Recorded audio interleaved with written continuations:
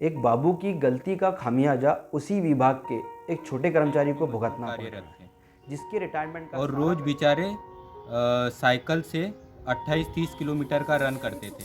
हम क्या 28 करें, किलो आप कर दीजिए, हमको कुछ समझ में नहीं आ रहा भैया।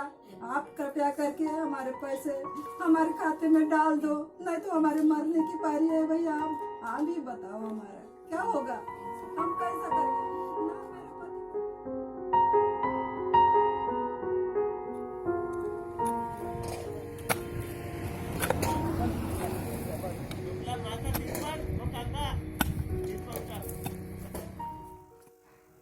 PWD लोक निर्माण विभाग बैतूल के अंदर एक बाबू की गलती का खामियाजा उसी विभाग के एक छोटे कर्मचारी को भुगतना पड़ रहा है, जिसके रिटायरमेंट का सारा पैसा एक गलती से किसी और के खाते में चले गया।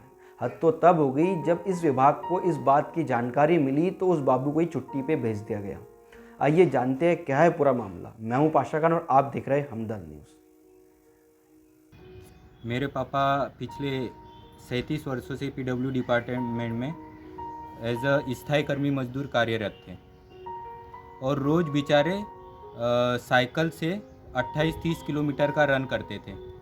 30 किलोमीटर जाना, 28-30 किलोमीटर आना। इसके बावजूद भी एक दिन उन्होंने लेट अपसेंट की उनकी लगी नहीं, बल्कि जो गाड़ी से जाते थे उनके साथ में उनकी तो भी अपसेंट लग जाती थी, लेकिन उनकी कभी अपसेंट नहीं लगी।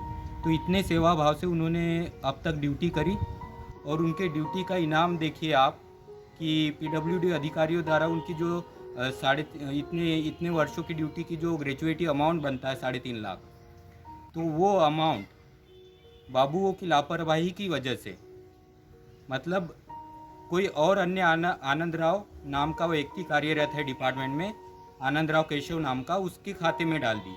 न ही पापा का नाम चेक किया, न ही अकाउंट नंबर चेक किया। इतनी बड़ी लापरवाही करते हुए किसी और के खाते में अब राशि डाल दी गई और हम दर दर ठोकरे खा रहे। कभी होशंगाबाद आवेदन लिखा, भोपाल ऑफिस आवेदन लिखा, बैतूल मुल्ताई ऑफिस आवेदन लिखा। इसके अलावा हमने कई बार फ़ोन के जरिए भी अधिकारियों से कांटेक्ट करे, लेकिन अधिकारियों का यही कहना है 7 दिन रुक जाओ, 8 दिन रुक जाओ। जो मजदूर है उससे रिकवरी कर रहे हैं, ये कर रहे हैं, वो कर रहे हैं, लेकिन कुछ नहीं कर रहे। न जिस अधिकारी ने इतनी बड़ी भूल करी उस पर कोई कार्यवाही कर रहे हैं। इसके बावजूद उस बाबू ने जिसने गलती करी उसको 1.5 महीने की मेडिकल लीव पे भेज दिया गया। ये तो और भी बड़ी लापरवाही है। और 1.5 महीने की छुट्टी के बाद जब वो 1-2 दिन के लिए अभी ड्यूटी पे आया, 1-2 दिन बाद वो फिर वो छुट्टी पे चला गया।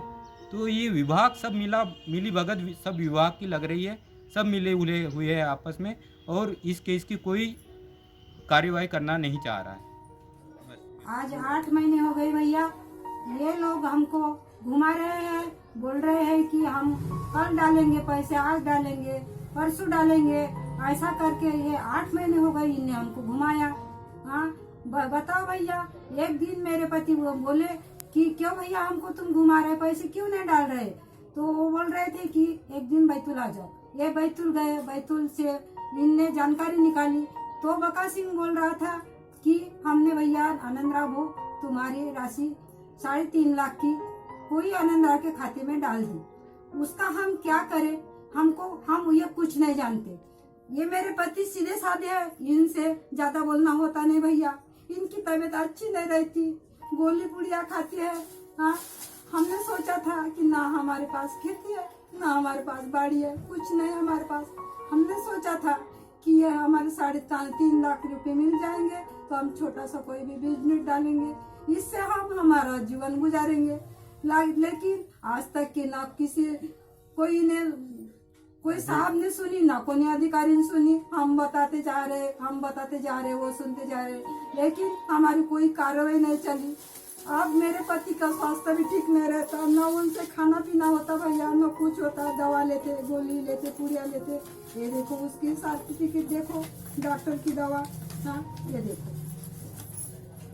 देखो भैया। हाँ ये गोलियां बता रहे मैं, ये गोलियां देखो। हम क्या करें, आप कह दीजिए, हमको कुछ समझ में नहीं आ रहा भैया। आप कृपया करके हमारे पैसे हमारे खाते में डाल दो, नहीं तो हमारे मरने की बारी है भैया। आप ही बताओ हमारा क्या होगा, हम कैसा करेंगे। ना मेरे पति को पेंशन है ना कुछ है। वो 3.5 लाख ही हमारे ये थी रोजी रोटी, उससे हम कैसा भी हमारा जीवन गुजार देते। अब लेकिन अब क्या करे, हमारी मरने की पारी आ गई। ना मेरे से काम होता ना मेरे पति से काम होता। बताओ मैं अब क्या करूं। ये थे आनंदराव बाकाराम वाड़बुदे, जिन्होंने अपनी जिंदगी के 37 साल पीडब्ल्यूडी विभाग को दे दिए। बदले में उन्हें मिलना था 3.5 लाख रुपए रिटायरमेंट का फंड, लेकिन एक बाबू की गलती के कारण यह पैसा भी किसी और के खाते में चले गया। अब आनंदराव को किसी भी प्रकार की ना कोई पेंशन मिलना है ना कोई आर्थिक सहायता मिलना है। साथ ही इनके घर में अब आय का कोई दूसरा स्रोत नहीं है। अब देखना यह होगा कि पीडब्ल्यू विभाग किस तरीके से दोषी के ऊपर कार्रवाई करता है, या जिसके अकाउंट में पैसा गया है उसके अकाउंट से पैसे निकाल के किस तरीके से इस आनंदराव को देता है। मैं पाशा खान, आप देख रहे हमदर्द न्यूज़।